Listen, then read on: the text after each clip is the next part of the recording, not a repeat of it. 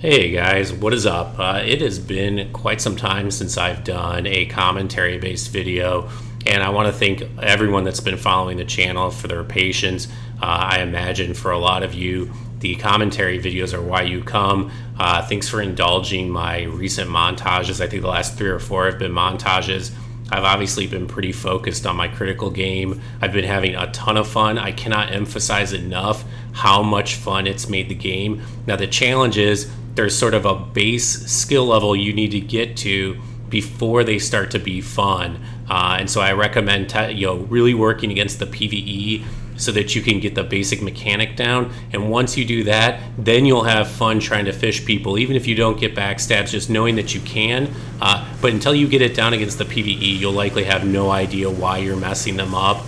And that's no fun to screw up when you're in the middle of a PvP bout. But thank you to everybody for your patience. Really appreciate it. I think I got most of that out of my system, at least for the foreseeable future, unless my skill level improves. I have a new microphone. I'm on PC. I actually was talking to a number of folks in Stray Curtis's stream a few weeks back, trying to get some microphone recommendations.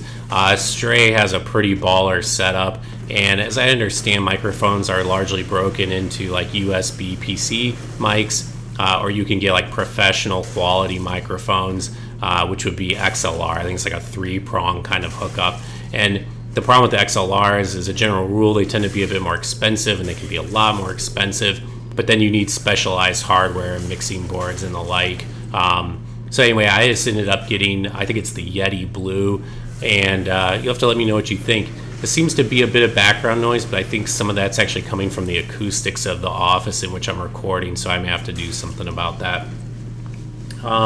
This video is going to be kind of all over the place. I don't have any one specific idea I want to express. I've just got a multitude of little things I want to cover and talk about. The game obviously is on its way out the door as I record this. It's the 24th of May. My pre-order for DS1 Remaster is already shipped and should be here tomorrow, so I imagine those of us who enjoy DS3 probably won't be playing this much, at least in the near term. So I am definitely looking forward to that, but you'll see my topics kind of flip from one to the other as I try to get all the things out that I wanted to talk about. The videos you'll see as I'm talking are sort of a random mix of weird and funny things that have happened to me over the past couple of weeks that I recorded but really didn't have a good use for, and I figured I'd just kind of let those roll in the background while I jabber a bit. So I mentioned the montages. I've obviously been pretty focused on playing with a critical focus. I've been working on my backstab game quite a bit. That's really been my emphasis. And the montages were kind of like a natural extension of that, because to be quite frank, there's not a good way to showcase those outside of a montage. And I'm not like Project Goof, where I can do a typical commentary video and get like 8 criticals in one video and make that a video and talk about them. So, but as I kind of get back to commentary videos, I've also been thinking about criticals. How do they fit into my game? Backstabs in particular. Nif made a video sometime back about backstabs, and I think in Dark Souls 3, and I think the video was intended as a sort of antidote to people that like to go onto Reddit and complain about people who fish for backstabs or call them glitchy, that somehow people are maybe not cheating but abusing the game mechanics. And the point that Nif made, which I think is pretty well taken, is that playing with backstabs is a chancy way to play, and it makes you overall probably less effective. And I am inclined to agree that that is true overall if you focus extremely hard on backstabs.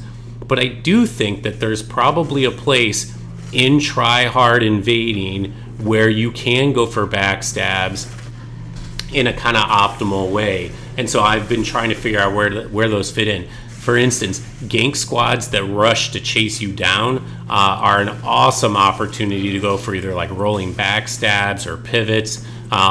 And so anyway, be curious if anyone has any thoughts about how you can kind of work those into your game, and you can kind of watch me get roll caught all the hell here. The other topic that's actually been on my mind is around twinking. This character is twinked to hell and back. He's soul level 23. He's got the prisoner's chain. He's got the fat +3, +7, or I'm sorry, 7 +10 Estus. And I bring this up because a number of people in the community that I call friends, people that I respect a lot, have made a number of videos or builds or Reddit posts all kind of devoted to not twinking at low levels. And it's caused me to kind of do some thinking, because I certainly don't want to be a cheap player. And I started thinking about the pros and cons sort of in favor and against twinking. And I think probably the most important thing from my perspective to think about with regard to twinking is that if you invade a new game, not New Game Plus, if you invade a new game all the way through the game, you're twinking to some extent, meaning the other player, because they haven't finished the game, because they haven't beaten the bosses, that's why you're able to invade them, you have access to items, rings, Estus shards, whatever that they don't have. Now, obviously, it depends on where you are in the game. If you're in the Grand Archives, let's say, the other player may only not have reached maybe a bone shard, an Estus flask shard, and that's probably not such a big deal. On the other extreme, if you're invading at high wall, then you have an enormous advantage. Now, that advantage at high wall is tempered somewhat by the fact that it is almost impossible to invade a solo host in Undead Settlement, in high wall. The only folks you're able to invade, in my experience, are either folks with a squad, and not necessarily an entire squad. It could be simply a single phantom, or it could be somebody who's invading. One thing I've noticed is that I've never been invaded in any of those levels, Undead Settlement or high wall, with two exceptions, and those were the two characters that I was invading on. So I've come to the pretty definitive conclusion that invading does increase your personal invasion eligibility. I've seen a lot of evidence for it over the lifetime of the game, and I'm at the point now where I consider it almost about as confirmed as it can be. But you know, if you think about twinking in those sorts of circumstances, I think about it kind of like the Hornet Ring. A lot of people get upset about the Hornet Ring, but I think if you really think about it, their beef isn't with the ring per se, rather it's with a play style that ring seems to engender. And so as long as you don't parry spam, then I think using the Hornet Ring is okay.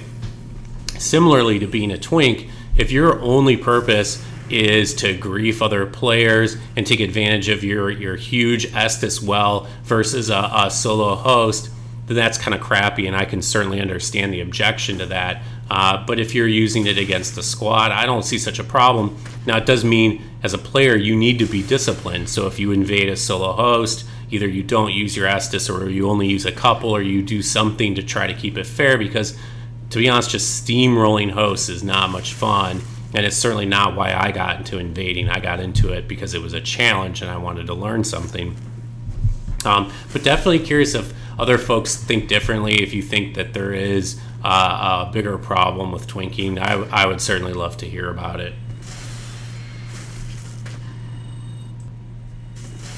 I think probably the last topic rather that I would want to talk about, similar to kind of the optimization problem around critical backstabs, is around parries.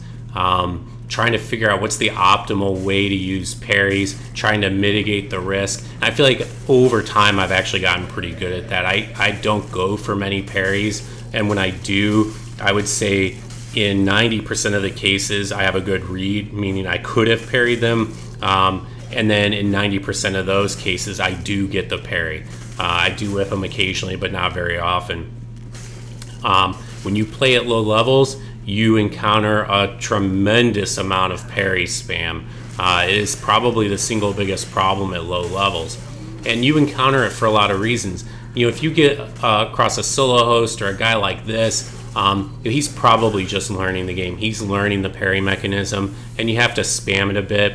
I'm totally cool with that. I don't think it's such a problem. The bigger challenge are the folks that are good, or at least some semblance of good, and they use parry spamming simply as a technique of aggression. Now, Mocha Latte has made the point that if it's in the game, and it's an optimal strategy, then there's nothing wrong with it. And I think from a pure sort of strategic standpoint, he's probably right. But I just find it to be such a low skill approach and I don't really respect the players who play that way. Although at the end of the day, I do agree with him that there's probably nothing really actually wrong with playing that way. Probably my biggest frustration with parry spammers, and I've been running into this a lot lately at low soul levels, is you'll find a host and 2 phantoms. One phantom will have an ultra great sword, another phantom will have a straight sword. The host and the 2 phantoms will stand on top of one another, and the host will do nothing but parry spam. And the problem is that when you're up against a squad like that, your windows to attack are already very, very narrow. And so a host who just kind of spams parry when you're in the vicinity, it's very difficult to punish a host who's doing that. And the likelihood of getting parried against a host like that is really, really high. That is probably my most frustrating experience with parrying. There's really nothing to be done about it. You have to just try and get your backstabs as you can to try and dissuade them from parry spamming, but it is by no means a perfect approach. And I get parried to this day by players like that, even though I know that if I were to face them one-on-one, I would just backstab the ever-living shit out of them. I think at this point in the game's life, from a strategic perspective, talking about invasion strategy and tips and things that I've discovered, I'm pretty much out of things to say. I've had this channel now for almost a year. It's been a real educational experience for me. I hope it has been for you as well. I definitely intend to keep the channel going. We'll have to see what happens with Dark Souls 1. I'm sure there will be a lot for me to learn. I'm sure it's going to be a painful learning experience at times. I imagine a lot of you are in a similar position. So it'll be a fun journey. When I started the Dark Souls 3 channel, I was already an okay player, above average, not great. And I've improved a lot as a direct result of the channel. And I'm hoping something similar happens with Dark Souls 1. So I know I've had a number of people ask. I pre-ordered Dark Souls 1 Remaster for PS4 because that's where I imagine most of the players will be. If the game is popular and successful enough, I'll consider getting it on PC as well. So definitely hit me up if you're interested in doing some gameplay in Dark Souls 1 or Dark Souls 3. If there's topics you want me to cover for either Dark Souls 3 or Dark Souls 1, don't hesitate to let me know. I'd be happy to consider any topic. But until the remaster, this is probably it. This may be my last Dark Souls 3 video, at least for a while. So I hope you guys enjoyed it. Thanks so much for supporting my channel. I do truly appreciate it. Thank you, and take care now.